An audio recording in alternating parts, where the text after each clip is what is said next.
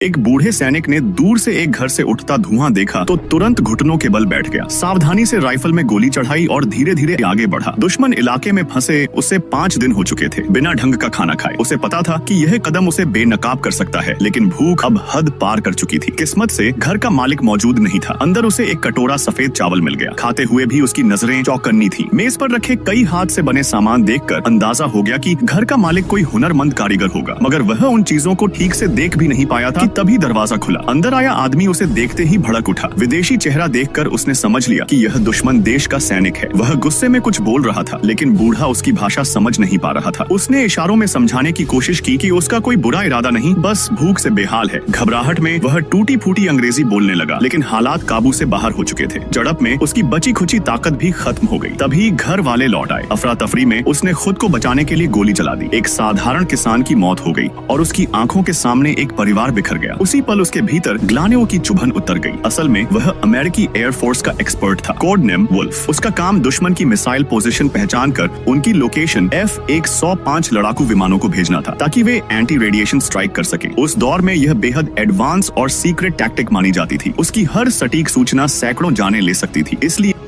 वह दुश्मन की हिट लिस्ट में सबसे ऊपर था। रिटायरमेंट में सिर्फ 6 महीने बचे थे, लेकिन कुछ दिन पहले एक मिशन के दौरान सरफेस टू एयर मिसाइल से हमला हुआ। विमान गिर गया। पूरी क्रू में से सिर्फ वही पैराशूट के सहारे बच पाया और सीधे दुश्मन इलाके में आ गिरा। उसे खोजने के लिए एक rescue pilot code name eagle observation plane लेकर पहुंचा, मगर वह छोटा विमान उसे निकाल नहीं सकता था। तभी हथियार बंद सैनिकों का एक दल उसकी तरफ बढ़ता दिखा और उसे जंगल में छिपना पड़ा। रात गहराने पर फिर संपर्क हुआ। तय हुआ कि अगली सुबह हेलीकॉप्टर उससे लेने आएगा। सुबह से पहले ही दूर से आती आवाज ने उसे जगा दिया। वह एक ऊंची जगह पर पहुंचा और दूरबीन से देखा। पूरा का पूरा आर्मर्ड यूनिट उसी जगह तैनात था जहां से रेस्क्यू होना था। साफ था कि पिछली रात की रेडियो बातचीत इंटरसेप्ट हो चुकी थी। तभी उसके दिमाग में एक खतरनाक मगर सटीक प्लान आया। वह अपनी पोजीशन से दुश्मन की लोकेशन बमवर्षकों तक पहुंचा सकता था। उसने तुरंत रेडियो पर ईगल को बुलाया, रेस्क्यू कैंसिल करने को कहा और निर्देश दिया कि तय पॉइंट पर 2 फ्लेयर्स दागे जाएं, ताकि पीछे से आने वाले बॉम्बर्स को निशान मिल सके। पायलट हिचकिचाया, लेकिन आदेश मान लिया। फ्लेयर्स दागते ही कोऑर्डिनेट्स पास कर दिए गए। कुछ ही मिनटों में 2 भारी हथियारों से लदे बम वर्षक आसमान चीरते हुए वहां आ पहुंचे।